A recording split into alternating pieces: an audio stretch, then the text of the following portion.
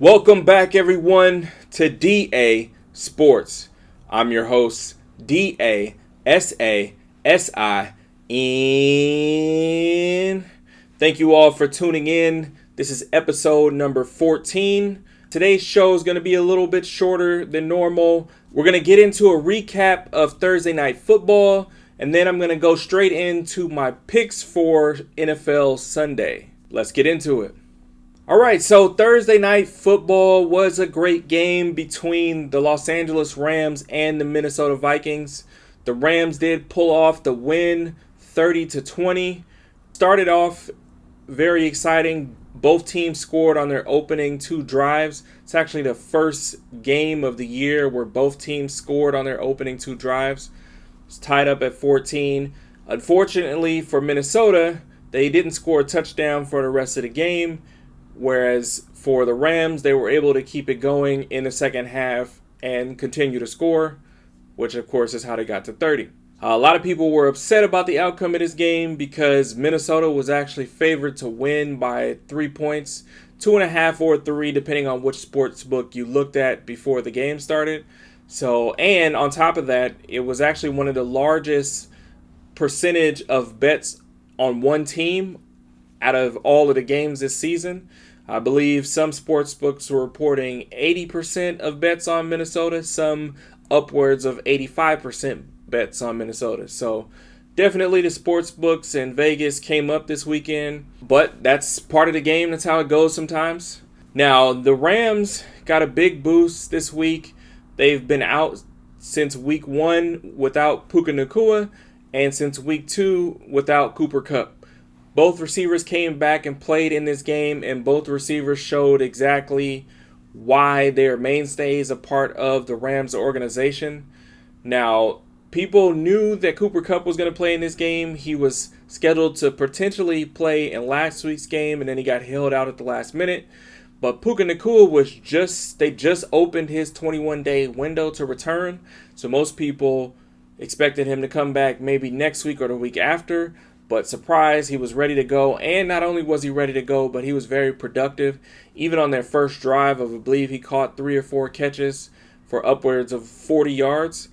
And then the drive was finished with a Cooper Kupp touchdown. So obviously 2 of their top stars were able to not only come back after a long layoff, but be productive from the start. It actually got the Rams to looking more so the way that people expected them to look from the beginning of the season. Their record wasn't really indicative of them being a poor team, just more so dealing with the injuries that they weren't able to overcome.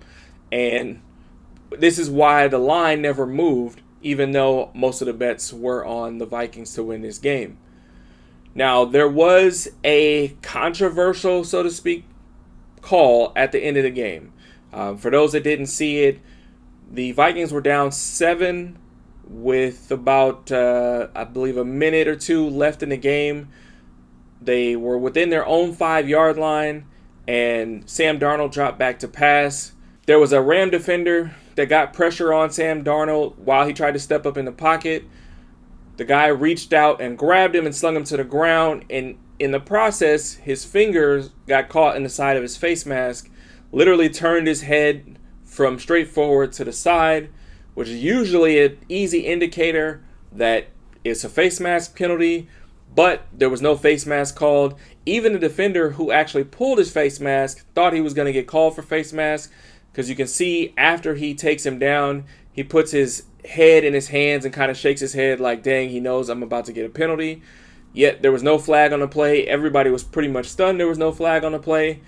And especially because from our vantage point at home, you could clearly see that the fingers got stuck in his face mask. Now, a lot of people were saying that this wasn't called because this is controversy of, everything is rigged and Vegas didn't want the Vikings to be able to come back. Now, that in itself is bogus. There's also memes going around because the referee who's in the back of the end zone who said he couldn't see it is relatively close in terms of proximity. And from the camera view from behind the ref, it looks like he should be able to see it. But if you actually watch the play in regular speed, you can see as how he could have thought that the hand was actually on the shoulder because his arm was actually on the shoulder. It's just two of his fingertips got caught in the face mask. So even though it's technically considered a controversial call, I could see how he missed it. I think the one negative thing that they need to kind of reevaluate in terms of these calls is the third-party reviewer of controversial calls. Now, we've gotten to a day and age where there's a referee assistant, as they call it, who's in like the New York headquarters during every game that can quickly assist with them processing calls that maybe are, 50-50, so that they don't have to go to review for every little thing. This should be one of those cases where that person who's supposed to be helping out is able to quickly show them like, hey, it was definitely a face mask, so they can call it. But I believe from what they said, this is not a reviewable call. They're not able to review that specific type of penalty, which I also find interesting because Sam Darnold was in the end zone, the play resulted in a sack in the end zone, which is a safety, which is a scoring play. Now, by league rules, every single scoring play is automatically reviewed, no matter if it's a touchdown, a field goal, an extra point, or a safety. So, just by the fact that it was a safety, they should have been able to review it and say, hey, there was a face mask. Now, I don't know if they actually did review it for the sake of saying, okay, was he in the end zone or not, and then say, well, we can't change the call because there was no call made on the field. That I'm not sure about, but nonetheless, it should be in the scope of what they're allowed to do in that case so that the correct call could have been made. Now, considering the fact that Minnesota hadn't scored a touchdown during the entire second half, I don't really think it would have made a difference on the outcome of the game because they weren't very productive. The Rams defense definitely made great adjustments and were able to hold them to 2 field goals. So even if they get that call and they get 1st and 10 on the 15-yard line or 16-yard line, I don't think it really matters. I don't see them driving down. But yes, they deserve the opportunity to at least continue to drive to see if they could have. Now, in terms of the bigger picture, it is interesting because a lot of people were kind of counting out the Rams, but if you look at the standings in the NFC West, the Rams are actually tied. They're actually in a 3-way tie for second place in the division. The Rams are 3-4, the Cardinals are 3-4, and the 49ers are also 3-4, and they're only a game behind the first place team, which is the Seattle Seahawks, who are at 4-3. So with them getting healthy now, with Puka and Kupp coming back, they should be able to get right back in the mix of things and push for an opportunity to win that division. All right, so now we're going to get straight into my picks for Sunday. This is NFL week number 8. For those new to the channel, there are 5 picks that I do every Sunday. The first part is a pick 3. It's where I bundle 3 different games where I think that either team can end up winning the game, and I give you 3 winners that I think are most likely to win.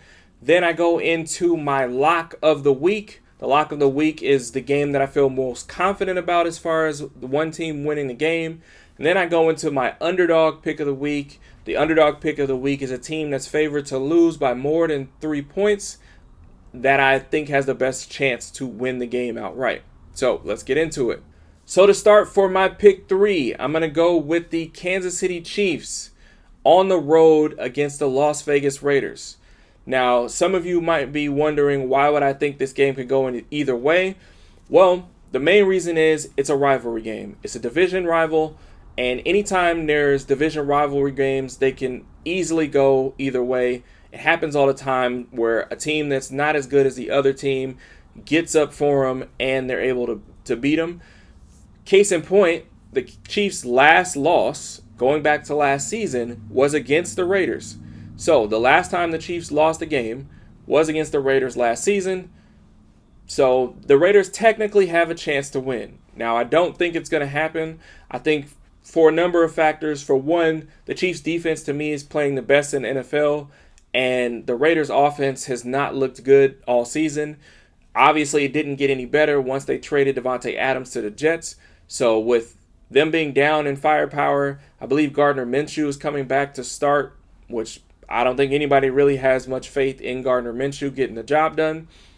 The other big thing is during the preseason, some of the Raiders players during their practice put on a Kermit the Frog hand puppet in order to try to mock Patrick Mahomes' voice.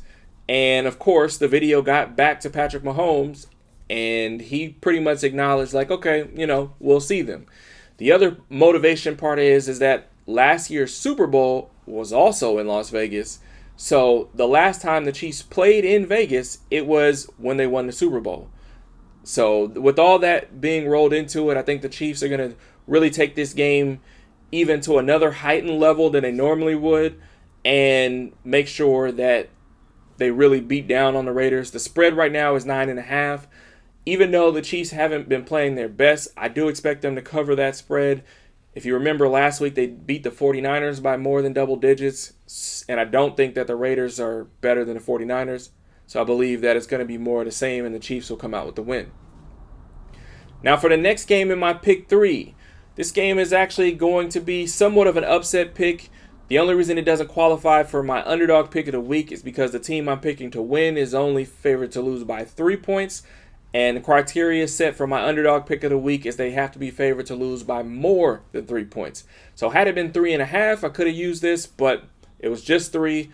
But I'm still going to put this a part of my pick 3. Might shock some people, but I'm taking the Seattle Seahawks to beat the Buffalo Bills. Now, Seattle is at home, and I believe that that's going to be a huge factor in why I think Seattle is going to get this win. If you know from the history of the NFL, a lot of teams struggle when they have to travel from one coast to the other. So with Buffalo traveling all the way from the edge of the East Coast, upper East Coast in New York, to go all the way to the upper West Coast and play in Seattle, it's a long trip.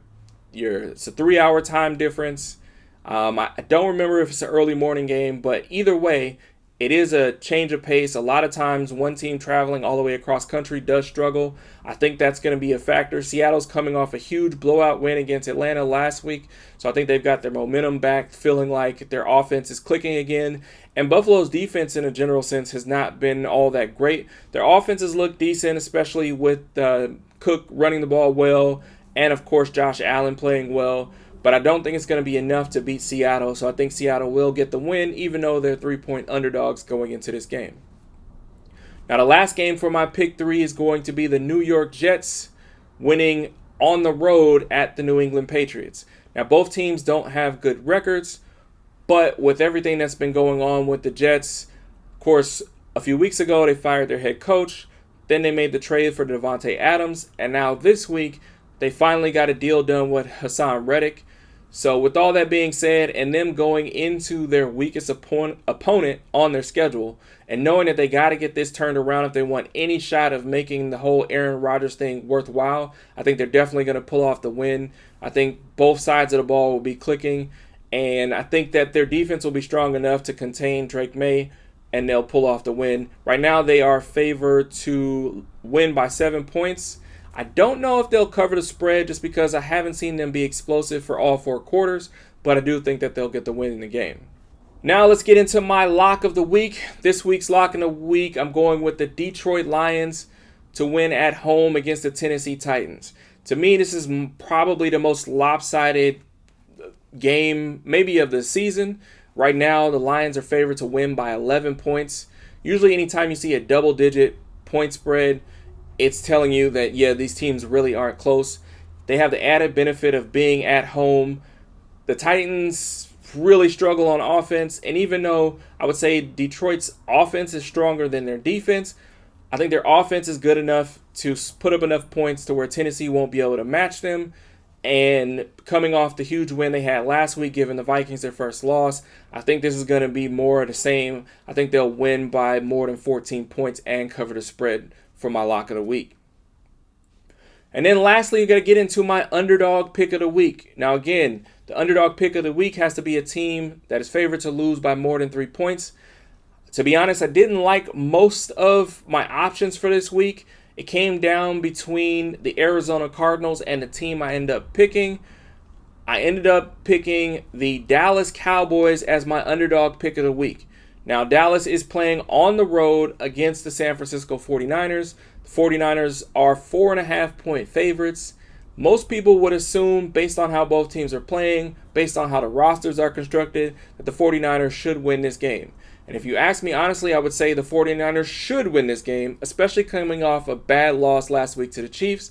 They should be even more motivated to get things right, because if they lose to the Cowboys, they're really going to feel bad. They've had the Cowboys number for the last 2 to 3 years. But I think out of all the teams that are favored to lose by more than 3 points, I think the Cowboys have the best chance to win. Yes, they're on the road. It's going to be difficult, but they just watched the Chiefs go on the road to San Francisco and beat them. So they have that motivation to know San Francisco's not unbeatable at home. San Francisco did suffer a huge loss with Brandon Ayuk in the game against the Chiefs. So that's one less weapon that Brock Purdy have to use. So I think that the Dallas Cowboys will have a good shot to pull off an upset. They got to get it clicking. Obviously, they're in third place right now in their division, and they had dreams of winning their division. Before the season started, I picked the Cowboys to win the division, so I definitely think they got to get it rolling now. So I'm going with the Dallas Cowboys as my underdog pick of the week. So that's it for this week's episode. I want to thank you all for tuning in. Please make sure you like and subscribe, and I look forward to seeing you all next week. Peace.